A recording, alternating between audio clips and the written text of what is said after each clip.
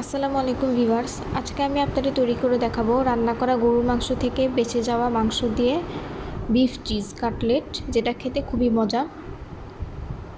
আলু নিয়ে নিয়েছি 4 পিস ফালি করে, মিডিয়াম সাইজের আলু সেদ্ধ করে নিয়েছি। 4-5 পিস গরুর মাংস রান্না কুচি করে নিয়েছি। ব্রেড ক্রাম্ব আছে প্রায় 1.5 কাপ, কাবাব মশলা, ধনেপাতা কুচি, মরিচ কুচি, পেঁয়াজ, লবণ, মোজারেলা চিজ আমি গ্রেট করে নিয়েছি এবং কোটিংয়ের জন্য 2টো ডিম নিয়ে নিয়েছি। এই সেদ্ধ করা আলু ভালো মতো স্ম্যাশ করে বা ভর্তা করে নিব। আলু খুব ভালো মতো সেদ্ধ করে নিব যাতে ভর্তা করতে কোনো প্রবলেম না হয়। সেদ্ধ আলুতে আমি গরুর মাংস কুচিগুলো দিয়ে দিচ্ছি। এগুলো আগে থেকে রান্না করা ছিল, সেখান থেকে 4-5 পিস তুলে ধনেপাতা কুচি, মরিচ কুচি 1/4 কাপ পরিমাণে, 1 চা চামচ লবণ, পেঁয়াজ কুচি আধা কাপ,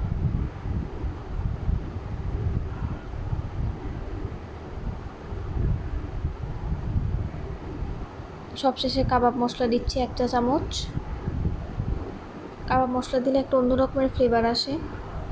এখন আমি সব কিছু খুব ভালো মতো মিক্স করে নিব।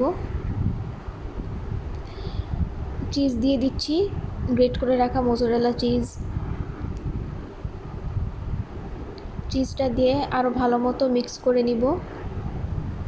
চিজ না থাকলে আপনারা না দিলেও প্রবলেম নেই। খুব ভালো মতো মিক্স করে নিচ্ছি। ব্যাস মিক্স হয়ে গিয়েছে। এখন আমি এগুলো একটা রাউন্ড শেপ করে নিব, কাবাবের শেপ। দেখুন এভাবে রাউন্ড করে বা গোল করে কাবাবের শেপ আকৃতির আমি করে নিচ্ছি। এখন আমি ডিমে কোট করব। ডিমে হালকা কোট করে ব্রেড ক্রাম্বে কোট করে নিব। এই সবগুলো এভাবে গোল গোল করে কাবাবের আকৃতির করে প্রথমে ডিমে, এরপর ব্রেড ক্রাম্বে চুবিয়ে আমি আলাদা করে রেখে দিব ফ্রিজ করার জন্য।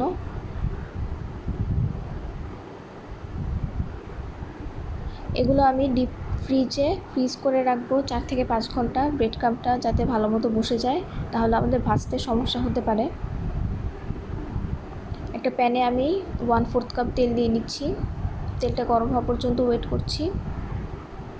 গরম তেলে আমি কাবাবগুলো দিয়ে দিচ্ছি।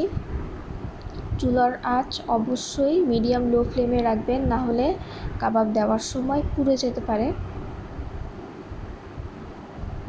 এবং খেয়াল রাখবেন যাতে একটা গায়ে আরেকটা লেগে না যায়। এখন আমি 7 থেকে 8 মিনিট ভেজে নিব মিডিয়াম লো ফ্লেমে রেখে। 7-8 মিনিট পর উল্টিয়ে দিচ্ছি। এরকম সাদা সাদা থাকলেও সমস্যা নেই, এইগুলো আবার উল্টিয়ে আমি বাদামি করে ভেজে নেব। উল্টিয়ে দেওয়ার পর আরেক সাইড আরও 7-8 মিনিট ভাজবো। আরও 7 থেকে 8 মিনিট ভেজে নিয়ে আমি 2 সাইড একদম বাদামি করে ভেজে নিব, তাহলেই হয়ে যাবে। খেয়াল রাখবেন যাতে পুড়ে না যায়। ব্যাস তৈরি হয়ে গিয়েছে। এখন আমি তুলে নিচ্ছি এবং চুলার আঁচ একদম লো ফ্লেমে রেখেছি, নাহলে পুড়ে যেতে পারে।